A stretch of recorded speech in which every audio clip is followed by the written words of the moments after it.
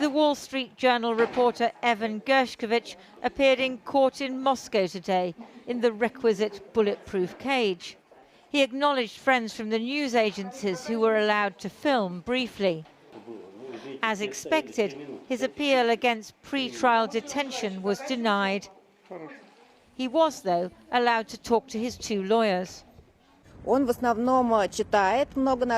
He's reading a lot in Russian classics, War and Peace at the moment. He's doing exercise. He has the right to walk. He watches TV and told us he tries to watch cookery programs. The US ambassador rubbished the Russian claim that Gershkovich and another detained American, Paul Whelan, are spies. The charges against Evan are baseless, and we call on the Russian Federation to immediately release him. We also call for the immediate release of Paul Whelan. Paul has been held more than 4 years in Russia. Both men deserve to go home to their families now.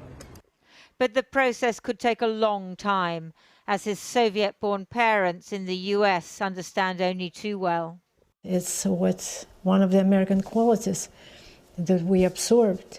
Be optimistic, believe in happy ending. That's where we stand right now. But I am not stupid.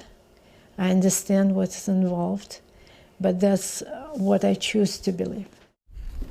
President Putin, in whose hands Gershkovich's fate ultimately lies, was 1,200 kilometers away in Kherson, one of the Ukrainian regions he has annexed for Russia. Or at least he appeared to be. It's not known when these pictures were taken. The aim of the visit, presumably, was to show confidence and to point up the historical justification he uses for the invasion. This is one of the force's relics, an icon owned by one of the most decorated defense ministers of the Russian army in the 19th century. This is a copy. There's another copy and the original. It's not clear where that original icon is.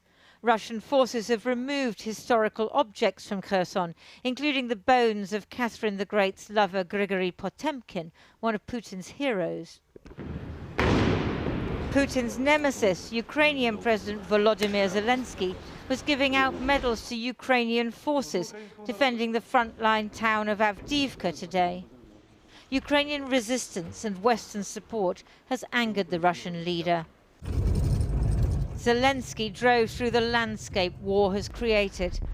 Buildings and lives destroyed by Russia's claim that it has the right to dominate Ukraine, and Putin's need to silence anyone who tells a different story.